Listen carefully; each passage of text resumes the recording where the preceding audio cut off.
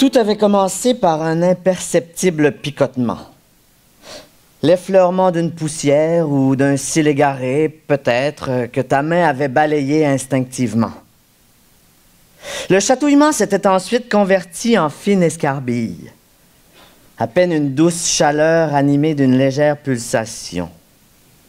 Puis, s'enhardissant devant ton indifférence, il avait poursuivi sa mutation jusqu'à se faire brandon. Une subtile agitation gagna ton visage, qui se fronça à ton insu.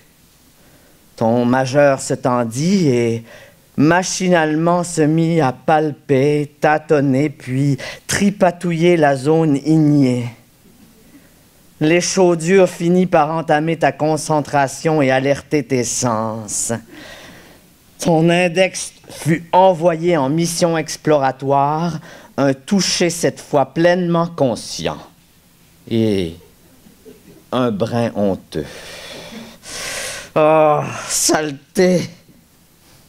La nécessité d'ajouter une information visuelle te poussa vers le miroir de la salle de bain. Ton reflet te renvoya, hélas, la confirmation de tes craintes. Il était bien là, aucun doute possible.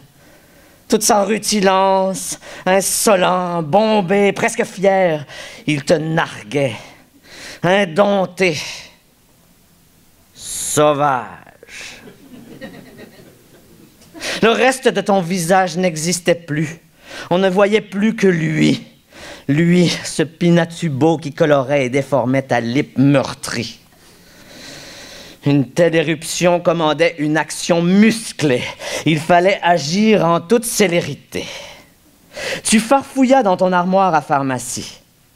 Ta main hésita, puis écarta le contenant d'alcool à friction. On ne commet pas la même erreur deux fois. Tu finis par attraper le tube recélant le précieux liniment recherché. Dieu merci, il en restait un peu. Date de péremption... OK, ça pouvait aller. Pourvu que ce badigeon parvienne à jouer les couvre-feux. Du bout des doigts, tu calfeutras avec précaution l'indésirable lumignon. Tu constatas avec soulagement que la fine couche blanchâtre camouflait un peu le rougeoiement. Si la taille du monticule n'avait pas diminué, au moins prenait-il progressivement une teinte rosée, apaisée. À présent, il s'agissait de laisser la cure faire son effet. Après avoir flâné un peu, tu regagnas ta position devant l'ordinateur et repris, concentré, le fastidieux travail en cours. Absorbé par ton écran, tu parvins à oublier le trublion. La bienheureuse trêve ne dura pas.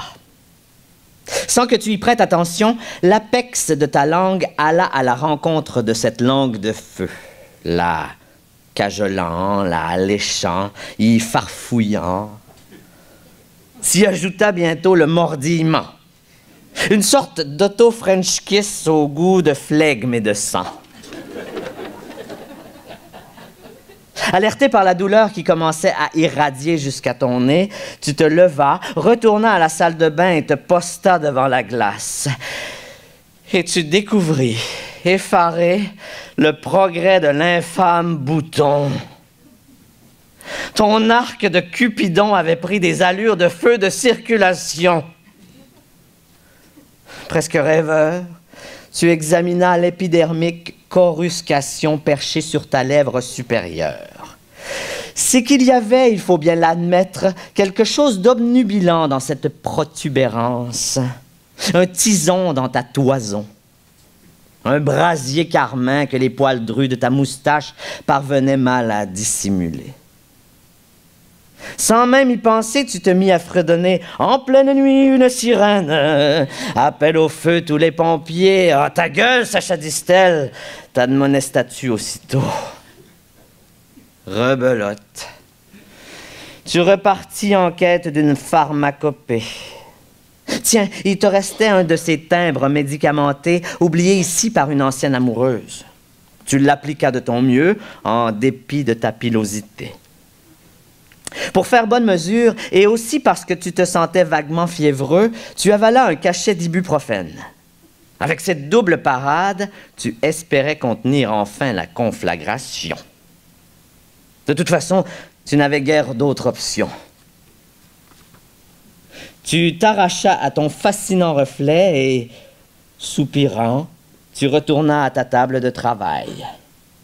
Mais changeant d'idée, tu décidas de fermer ton ordinateur et d'aller plutôt t'affaler dans ton sofa devant la télévision, où tu t'assoupis sans trop savoir comment.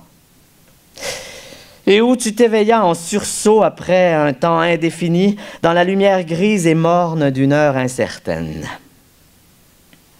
Tu pris immédiatement conscience que quelque chose n'allait pas. Sans oser porter la main à ton visage, tu parvins à t'extirper du sofa et, titubant légèrement, tu repris le chemin vers la salle de bain. Regardant le moment de vérité, retardant le moment de vérité, tu soulageas d'abord ta vessie, puis te lavas tes mains plus longuement qu'à l'habitude, en évitant soigneusement de regarder le miroir devant toi. À tâtons, du bout des ongles, tu retiras l'emplâtre médicinal et, rassemblant ton courage comme un seul homme, tu levas les yeux. « Ah, doux Jésus, c'est pas beau !» murmuras-tu. Non content du secteur sur lequel il régnait déjà, l'incendiaire avait décidé de partir à l'assaut de ta mandibule supérieure. Voici qu'un flamboyant camailleux embrasait ton philtrum en se disputant le territoire conquis sur lequel s'hérissaient tes poils de barbe. On aurait dit des frêles chicots d'une forêt incendiée dont la terre serait encore couverte de cendres cramoisies. Triste paysage sinistré surmonté de deux yeux étonnés. Cette image tragicomique te tira un sourire que tu regrettas aussitôt. Ton épiderme torride et hypertendu t'arracha un petit cri. De guerre lasse, tu capitulas. Ah, l'esti.